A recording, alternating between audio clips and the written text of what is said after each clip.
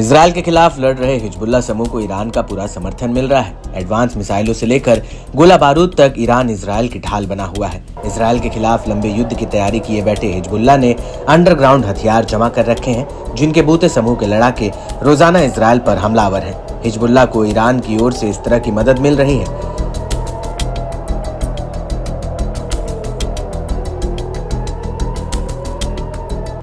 इसकी बानगी एक बार फिर खुले तौर पर देखने को मिली है। ईरान के शीर्ष नेता इजरायली हमले में मारे गए। हिजबुल्लाह के पूर्व चीफ की याद में एक कार्यक्रम में जुटे।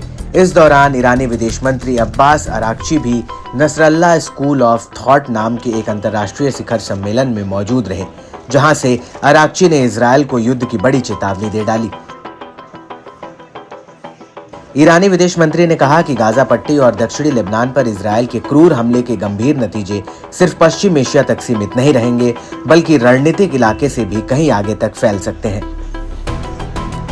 अराक्ची ने कहा कि अपहरण, रंग भेद और बाल हत्या करने वाला इजरायली शासन गाजा और लेबनान में युद्ध विराम की सभी योजनाओं और प्रस्तावों को खारिज कर रहा है।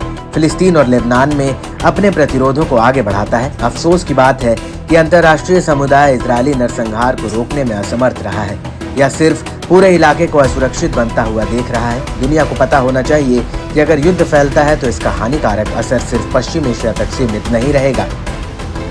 असुरक्षा और अस्थिरता ऐसी चीज है जो अन्य इलाकों में भी फैल सकती है। यहाँ तक कि बहुत दूर तक भी गाजा और लेबनान में युद्ध विराम करवाना अंतर्राष्ट्रीय समुदाय की प्राथमिकता होनी चाहिए। उन्होंने जोर देकर कहा कि इस्लामी गणराज्य ने इस संबंध में किसी भी कोशिश में कोई कमी नहीं की है।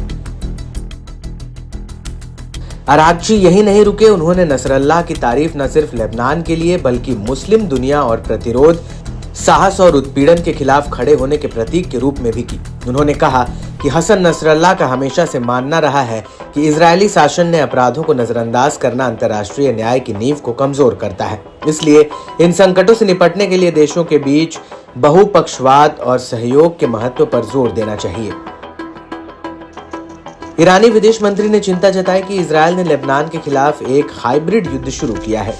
इसमें सैन्य, खुफिया और मीडिया उपकरण शामिल हैं। अराक्ची ने कहा कि लेबनान अपनी सांस्कृतिक और धार्मिक विविधता के साथ एक ऐसे समाज का उदाहरण है जो केवल राष्ट्रीय एकता पर भरोसा करके चुनौतियों का सामना करने में सक्षम है। बता दें कि पिछले साल अक्टूबर में जब इजरायल ने गाजा पर नरसंहार युद्ध शुरू किया था, तब से लेबनान के हिजबुल्लाह समूह ने हमास के समर्थन में और फिलिस्तीनियों की रक्षा के लिए इजरायल पर हमले शुरू किए।